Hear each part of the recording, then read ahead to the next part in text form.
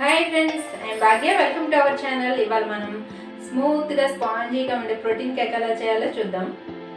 ఈ protein కేక్లో eggs కూడా వాడలేదు. చాలా స్మూత్గా స్పాంజీగా వచ్చింది, చాలా టేస్టీగా ఉంది.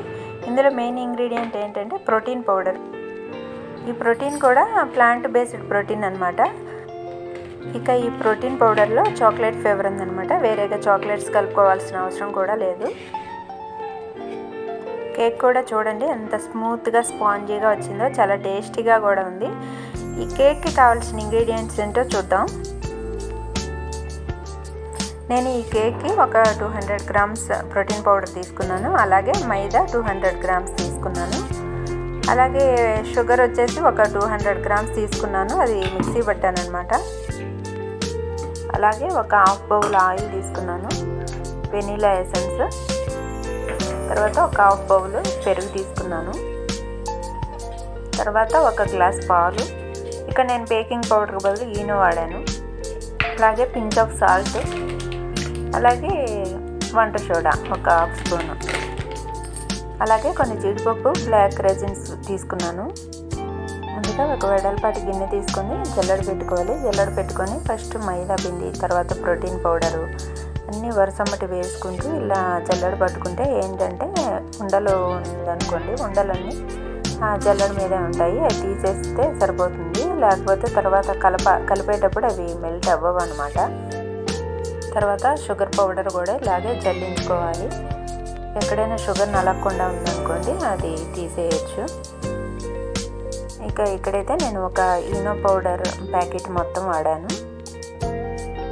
తర్వాత ఒక పావు టీ స్పూన్ సోడా ఉప్పు వేసుకోవాలి. తర్వాత మనకి రుచికి సరిపడంత ఒక పించ్ ఆఫ్ సాల్ట్ వేసుకోవాలి. ఇక్కడ నేను షుగర్ కొంచెం తక్కువే తీసుకున్నాను, ఎందుకంటే ఆల్రెడీ ప్రోటీన్ పౌడర్లో చాక్లెట్ ఫ్లేవర్ అండ్ షుగర్ కలిసి ఉంటాయి కాబట్టి కొంచెం తక్కువ తీసుకున్నాను. అన్నిటిని బౌల్లోకి తీసుకున్న తర్వాత ఒక స్పూన్తో కానీ గెంటతో కానీ మొత్తాన్ని ఈవెన్గా కలిసేటట్లు అలా కలుపుకోవాలి. తర్వాత ఆయిల్ వేసుకోవాలి. ఆయిల్ వేసుకున్న తర్వాత ఒకసారి అలా కలదిప్పి తర్వాత పెరుగు కలుపుకోవాలి. తర్వాత పాలు కలపాలి. ఒకేసారి పోసైనా కలపొచ్చు. నేనైతే ఇక్కడ కొంచెం కొంచెం పోస్తూ కలుపుకున్నాను అనమాట. ఇట్లయితే ఈజీగా ఉంటుంది. ఇవన్నీ ఇట్లా కలపడానికి బదులు మనం మిక్సీ జార్లో వేసి మిక్సీ అయినా పట్టుకోవచ్చు.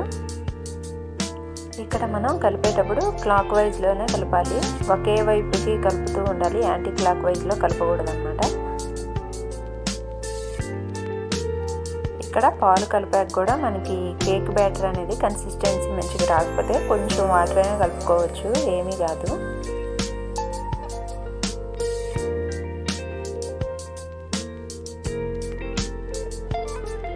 తర్వాత ఒక పావు టీ స్పూన్ వెనీలా ఎసెన్స్ కలుపుకోవాలి.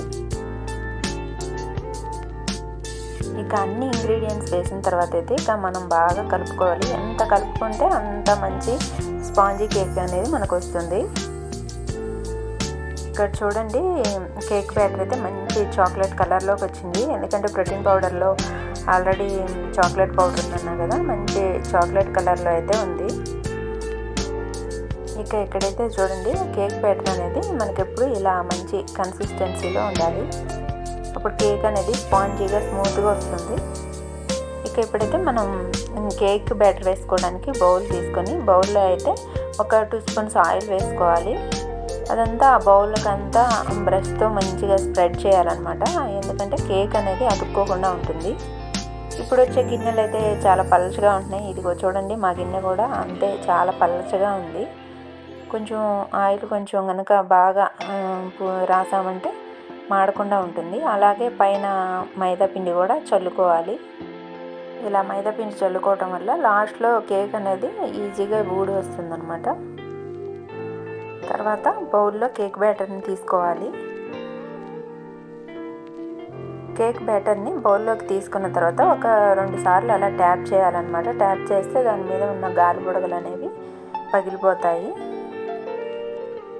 ఇక తర్వాత అయితే జీడిపప్పుని, కిస్మిస్ని కొంచెం మైదా పిండేసి కలిపాను అనమాట. ఎందుకంటే మనం కేక్ పైన చల్లినప్పుడు అవి కేక్ లోపలికి వెళ్ళకుండా పైన ఉంటాయి. ఎలాగైనా కొన్ని అయితే లోపలికే వెళ్తాయలే, కానీ ఇంకా కొన్ని అయితే పైన అలాగే ఉంటాయి అన్నమాట, వేసినట్లు.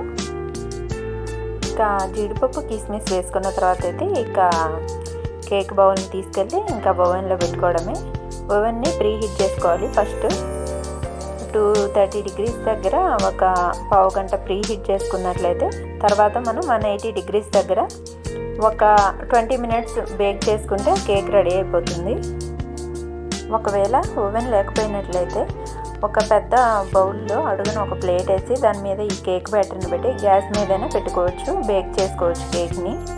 అది కూడా సేమ్ ఇలాగే ఒక 40 minutes పడుతుంది. ఒక 15 minutes తర్వాత అయితే ఒక స్పూన్ పెట్టి అలా చెక్ చేసుకున్నామంటే కేక్ బ్యాటర్ అనేది స్పూన్ కతుక్కోకపోతే ఇక మనం బయటకు తీసుకోవచ్చు కేక్ని. చూడండి, ఇక్కడైతే కేక్ అయితే మంచిగా బేక్ అయింది, మంచి బ్రౌనిష్ కలర్ చాక్లెట్ కలర్లోకి వచ్చింది. ఇక గిన్నెని అంచులమ్మటి కొంచెం చాకుతో అట్లని ఒక ప్లేట్లోకి తీసేసుకోవాలి. కేక్ మొత్తం మైదా పిండి వాడకుండా ప్రోటీన్ పౌడర్ వాడడం కాబట్టి ఇది హెల్త్కి కూడా మంచిదన్నమాట. ఇక ఇందులో మనం కావాలంటే బనానా కూడా కలుపుకోవచ్చు. బనానా కలుపుకుంటే చాలా బాగుంటుంది కేక్, ఇంకా టేస్టీగా. ఇక ఇక్కడ చూడండి, మనకి స్మూత్గా ఉంటే స్పాంజీ కేక్ అయితే రెడీ అయిపోయింది. చాలా టేస్టీగా కూడా ఉంది. ఆ పైన వేసిన జీడిపప్పులు కూడా మనం పచ్చియే వేసాం కదా, అయినా కానీ క్రంచీగా ఉన్నాయన్నమాట బేక్ అయ్యేసరికి. మీరు కూడా మీ ఇంట్లో ట్రై చేయండి, నాకు కామెంట్ పెట్టండి ఎలా ఉందో. కామెంట్ పెట్టడం మర్చిపోవద్దు. నా వీడియో నచ్చినట్లయితే లైక్ చేయండి, షేర్ చేయండి, నా ఛానల్ని సబ్స్క్రైబ్ చేయండి. ఇంకా ఎవరైనా సబ్స్క్రైబ్ చేయకుండా ఉన్నట్లయితే తప్పకుండా సబ్స్క్రైబ్ చేయండి. Thank you, bye.